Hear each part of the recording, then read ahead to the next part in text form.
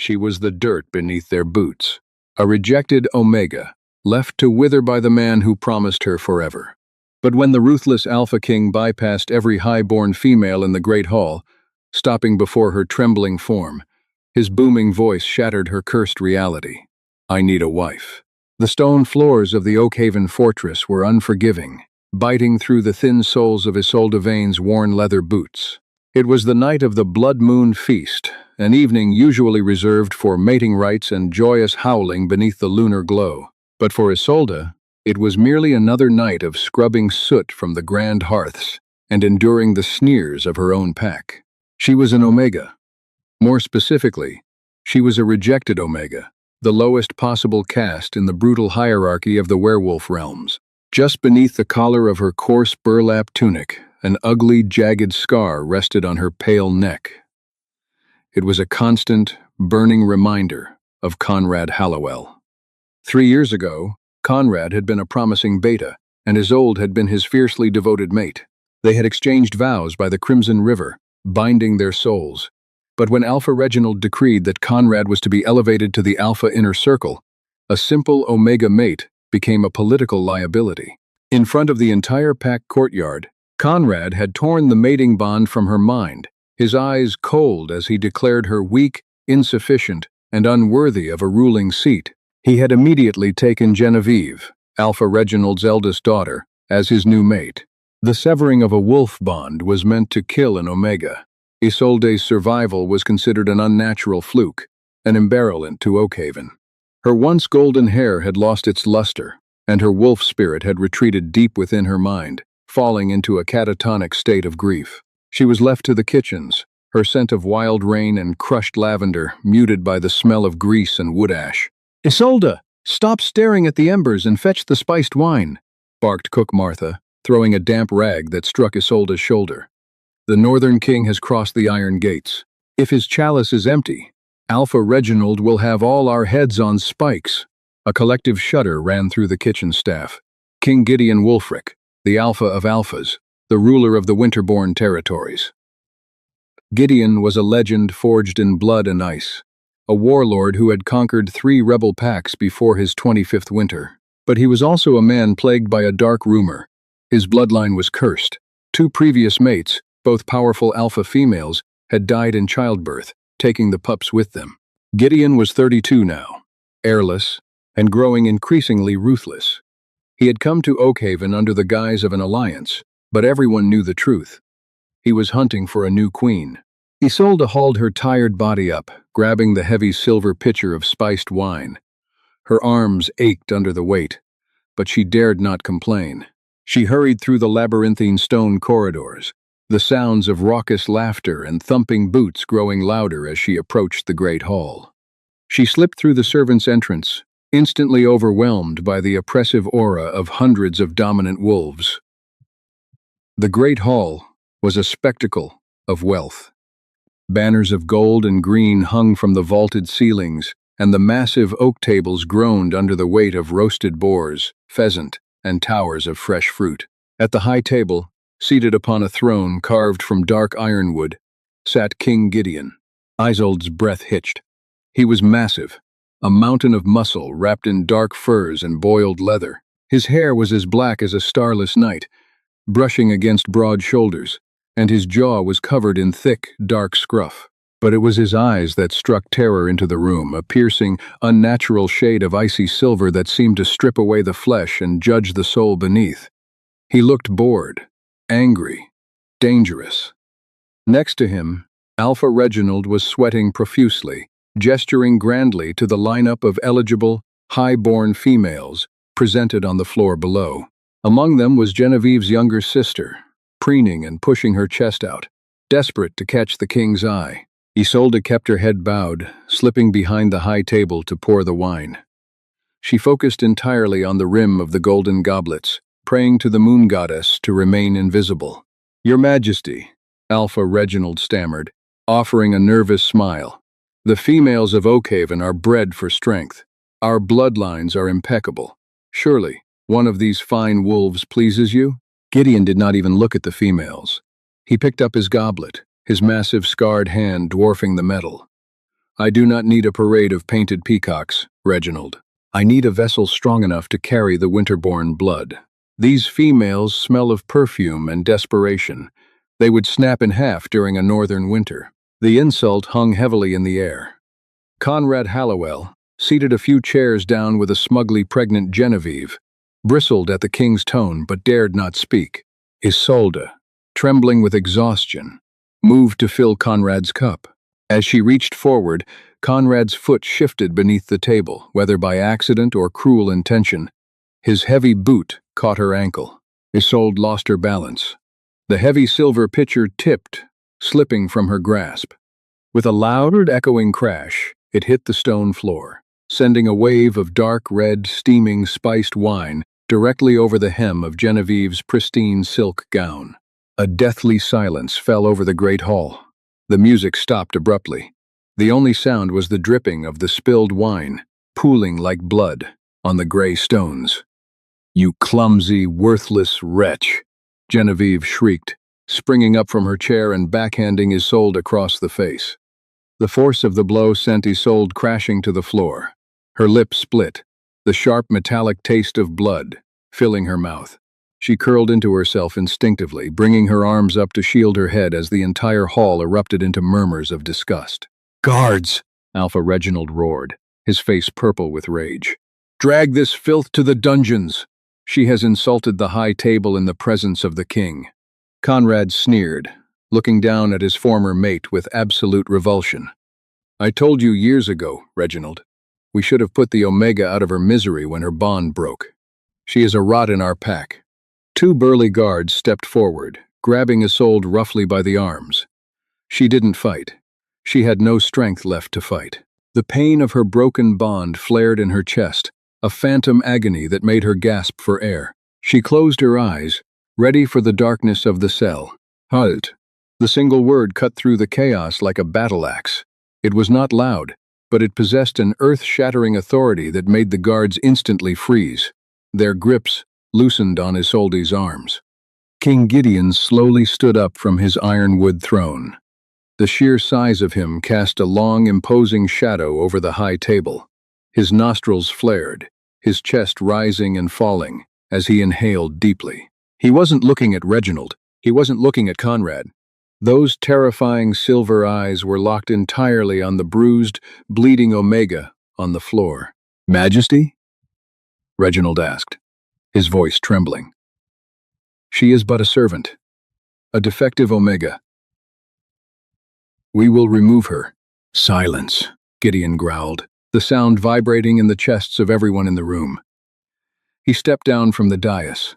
The crowd parted instantly, alphas and betas alike lowering their heads, submitting to the overwhelming, suffocating pressure of his aura. Gideon stopped directly in front of Isolde. She kept her eyes glued to his mud-splattered boots, shivering violently. She expected a blow. She expected him to finish the execution Reginald had ordered. Instead, a massive, calloused hand reached down. Two fingers, rough as sandpaper, gently caught her chin and tilted her face upward. Isolde gasped, forced to look into the king's eyes. Up close, he was terrifyingly beautiful. His silver eyes dilated, his pupils blowing wide until they were almost entirely black, the universal sign of a wolf recognizing something primal. Gideon's thumb brushed the blood from her split lip. Then, his gaze dropped to her neck. He stared at the jagged, ugly scar of her broken mating bond. A low, terrifying rumble tore from his throat, a sound of absolute possessive fury that made Conrad physically recoil in his chair. "Who did this to her?" Gideon demanded softly. The quietness of his voice was far more lethal than a shout. "I did, Your Grace," Conrad said, puffing out his chest, trying to mask his fear with bravado. "She was my mate. I rejected her. She is barren, weak, and unsuited for leadership. I took a stronger female to secure the pack's future." Gideon didn't blink. He looked back down at Isolde, his thumb trailing over her jawline. He leaned in, burying his face in the crook of her neck, right over her scar. The entire hall gasped. An Alpha King, showing public intimacy to a broken Omega. It was unheard of. It was blasphemy. Isolde froze, her heart hammering against her ribs like a trapped bird. She could feel the heat radiating from him. When he inhaled her scent, a violent shudder racked his massive frame. "Baron," Gideon repeated, pulling back to look at Conrad. A dark, twisted smile played on the king's lips. "You fools. You arrogant, blind fools." Gideon stood to his full height, turning to face Alpha Reginald. "You hide a vein in your kitchens, Reginald? You suppress the bloodline of the first mothers, brand her an Omega, and let a pathetic Beta scar her." Reginald's face drained of all color. "Aye, Majesty, the vein line is extinct. She is just an anomaly, a weak offshoot." "She is a prime Omega," Gideon interrupted, his voice echoing off the vaulted ceilings. "Her scent is masked by your filth, but underneath the ash, her blood sings with the ancient magic. She is exactly what the legends described, a wolf capable of bearing the magic of the Winterborn line without breaking." Isolde stared at him, her mind spinning. Prime Omega? The first mothers? Those were fairy tales, bedtime stories of ancient females who could command alphas and birth conquerors. It couldn't be true. She was nothing. Gideon turned back to Isolde. The hostility vanished from his eyes, replaced by a burning, intense hunger that made her breath catch. He dropped to one knee before her, a king, kneeling in the spilled wine and dirt before a servant. He took her small, trembling hand in both of his. "Isolde Vane," Gideon declared, his voice carrying to every corner of the silent hall. "You have been discarded by boys playing at being wolves. But I am a king. I need a wife, and you need strong sons to wipe the memory of this pathetic pack from your blood. I claim you as my queen, my mate, and the mother of the northern reaches." Conrad leaped to his feet, unable to contain his outrage. "You cannot be serious. She is tainted. She belongs to the dirt of Oakhaven." Gideon didn't even look at Conrad. He merely flicked his wrist. "Guards of Winterborn, remove the Beta's tongue." I grow tired of his whining. As the northern soldiers stepped from the shadows, drawing their blades, Gideon pulled a stunned Isolde against his chest, wrapping his heavy fur cloak around her shivering shoulders. The game of power in Oakhaven had just been violently overthrown, and Isolde realized, with a terrifying jolt, that her nightmare was not ending. It was merely evolving into something far more dangerous. The journey to the northern reaches was a blur of biting winds, howling blizzards, and an overwhelming, terrifying silence. Isolde sat wrapped in layers of thick silver fox furs in the corner of a massive reinforced ironwood carriage. Across from her sat King Gideon Wulfric. He had not spoken a word since they left the smoking gates of Oakhaven, where Alpha Reginald had practically tripped over himself to open the iron portcullises for the Northern Army. Conrad Hallowell had been left choking on his own blood, his tongue severed, a brutal warning to anyone who dared question the Alpha King's decrees. Isolde kept her eyes glued to the frosted glass of the carriage window. The landscape had shifted from the lush green forests of her youth to jagged, snow-capped mountains that pierced the gray sky like jagged teeth. She was terrified. Her broken bond still ached, a dull throb at the base of her neck, but there was something else now, a strange, thrumming heat deep in her chest. It was Gideon's scent: pine needles, crushed ice, and wood smoke.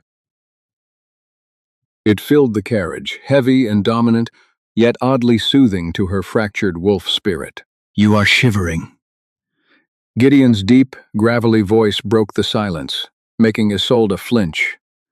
"I am fine, Your Grace," she whispered, her voice raspy from years of disuse and fear. Gideon frowned, the jagged scar running through his left eyebrow pulling taut. He leaned forward, closing the distance between them. Isolde braced for a reprimand, but instead, he reached out and gently pulled the furs tighter around her shoulders.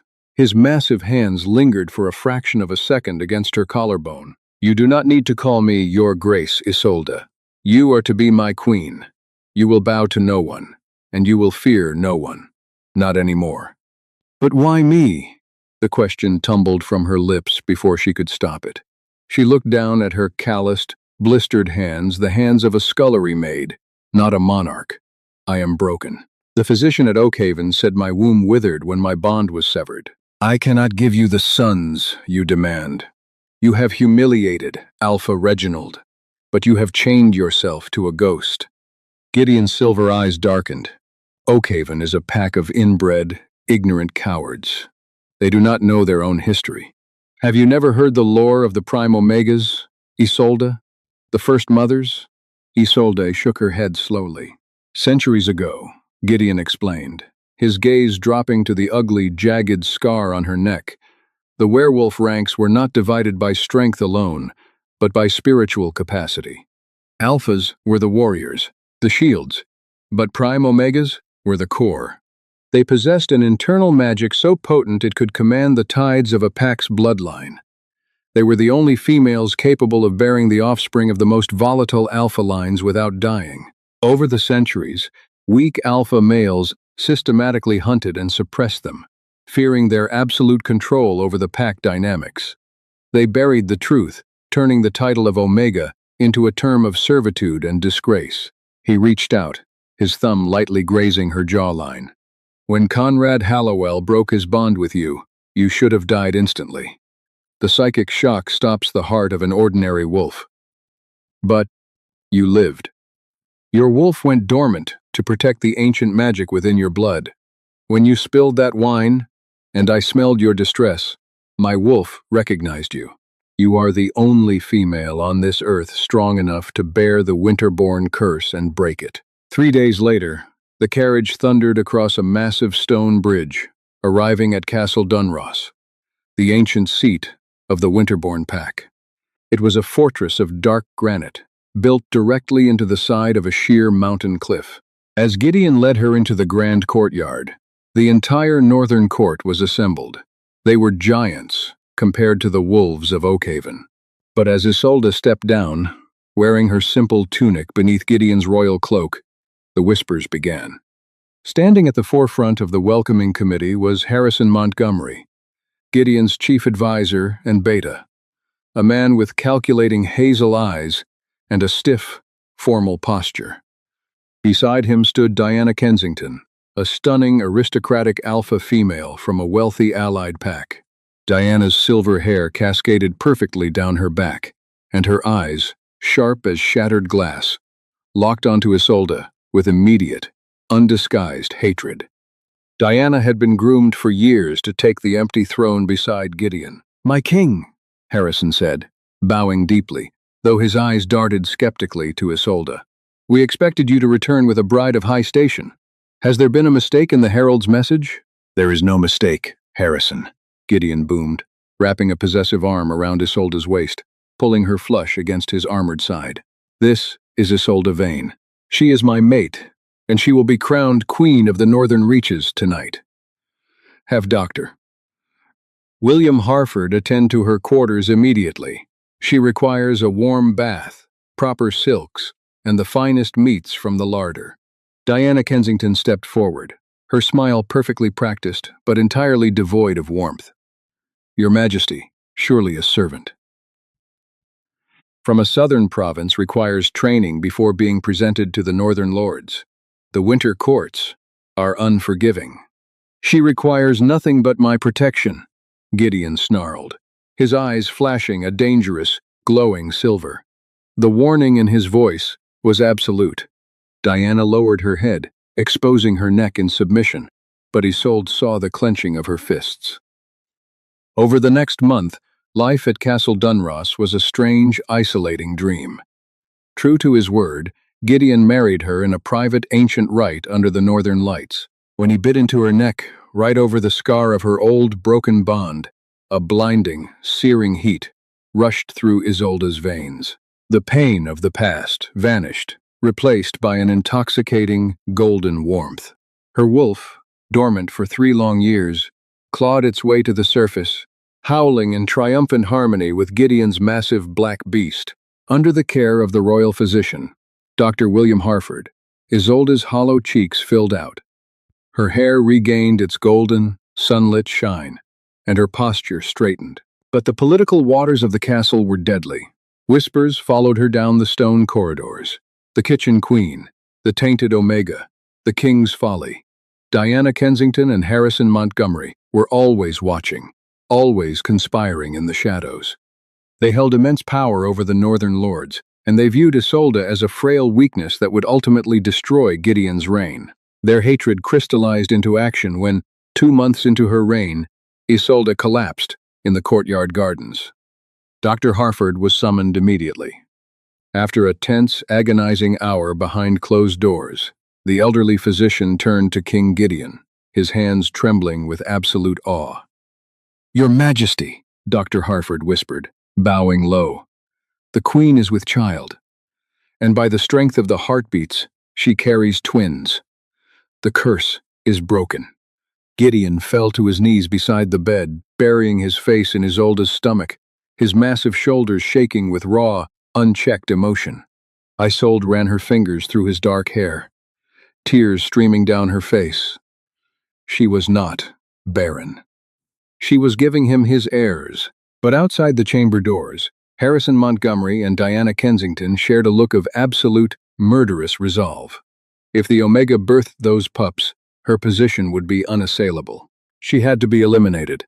The winter solstice brought the harshest blizzards Castle Dunross had seen in a century. It also brought the perfect opportunity for treason. Isolde was heavily pregnant, her belly swollen with the royal heirs. The magic of the Prime Omega was working tirelessly, shielding the pups from the genetic anomalies that had killed Gideon's previous mates. But the physical toll was immense. She spent her days confined to the royal wing, heavily guarded. Then came the false report. A messenger arrived at midnight, bleeding and gasping, claiming that rebel forces had breached the western borders and were slaughtering the outer villages. Gideon, driven by his duty as the Alpha King, had no choice but to ride out. He kissed Isolde's forehead, his silver eyes filled with reluctance. "Lock the doors. Do not let anyone but Dr. Harford enter. I will return before the next moon." But the moment Gideon's warband disappeared into the blinding snow, the castle's atmosphere shifted. The guards, stationed at Isolde's door, were quietly relieved of their duties by Harrison Montgomery. That evening, a maid brought Isolde her dinner, a rich venison stew. Isolde, ravenous from the pregnancy, ate deeply. An hour later, the agonizing cramps began. It felt like shards of glass tearing through her abdomen. Isolde fell from her chair, gasping for air, clutching her stomach. The door to her bedchamber clicked open. Diana Kensington stepped inside, followed closely by Harrison Montgomery. Diana locked the heavy iron door behind them, a vile, triumphant smile playing on her lips. "Wolfsbane mixed with powdered nightshade," Diana said smoothly, walking over to look down at the writhing queen. "A lethal dose. Enough to kill a dozen ordinary wolves, and certainly enough to stop the hearts of those abominations in your womb." "Why?" Isolde choked out, coughing up a spatter of dark blood. "Because you do not belong here, little maid," Harrison said coldly. "Gideon's obsession with you has blinded him to the political realities of the North.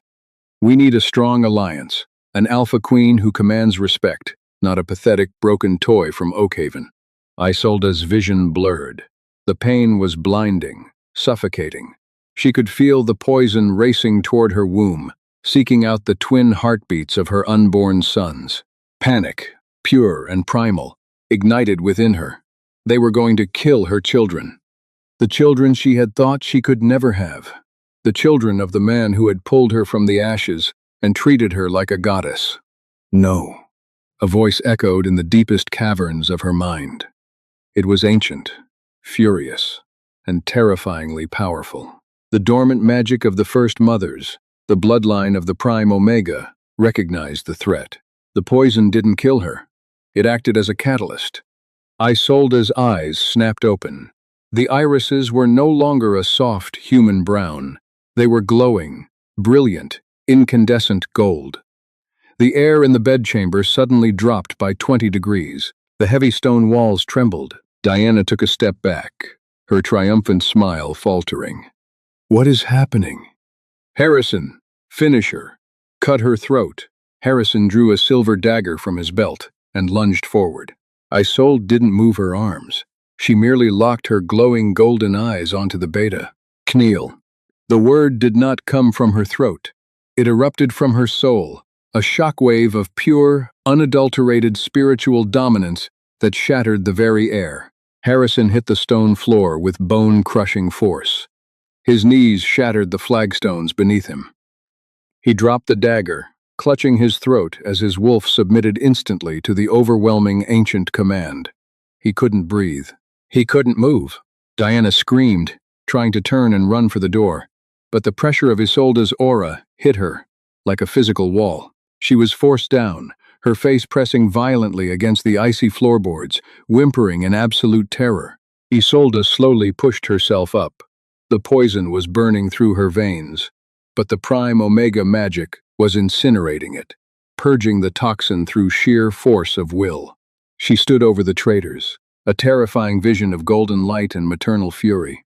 The door to the bedchamber exploded inward. Wood splintered into 1,000 pieces as a massive black-furred beast tore into the room, followed immediately by Gideon in his human form, chest heaving, covered in snow and blood. He had realized the border skirmish was a decoy and had ridden his horse to death to get back. He froze, taking in the scene. His treacherous beta and the rival alpha female, pinned to the floor by the sheer, suffocating dominance of his pregnant Omega Queen.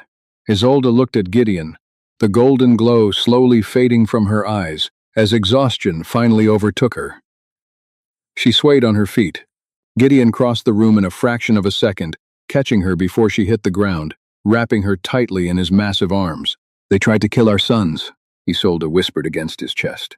Gideon's roar of fury shook the very foundations of Castle Dunross. The execution of Harrison Montgomery and Diana Kensington was public, brutal, and swift. No one in the northern reaches ever questioned the Queen's strength again. 3 months later, the cries of newborn life echoed through the grand halls of the fortress. Isolde gave birth not to one, but 2 impossibly strong, healthy alpha males. They named them Arthur and Thomas. Years later, a messenger from the south arrived, begging for aid. Oakhaven had fallen to ruin. Alpha Reginald had been overthrown, and Conrad Hallowell had died a beggar in the streets. They begged the Northern King for mercy. Queen Isolde sat upon her ironwood throne, flanked by her 2 towering, broad-shouldered sons, while her husband, King Gideon, stood proudly at her side, his hand resting gently on her shoulder. She looked down at the desperate southern messenger, her golden eyes calm and resolute. She was no longer the dirt beneath their boots. She was the mother of the North, the prime Omega, and she had forged an empire from the ashes of her rejection. What a breathtaking journey from a rejected, broken servant to the most powerful queen in the werewolf realms. Isolde's revenge wasn't loud. It was building an unbreakable legacy, while her abusers crumbled to dust. If you loved this intense tale of betrayal, ancient magic, and fated romance, hit that like button. Share this story with your friends. And don't forget to subscribe for more epic werewolf drama every single week.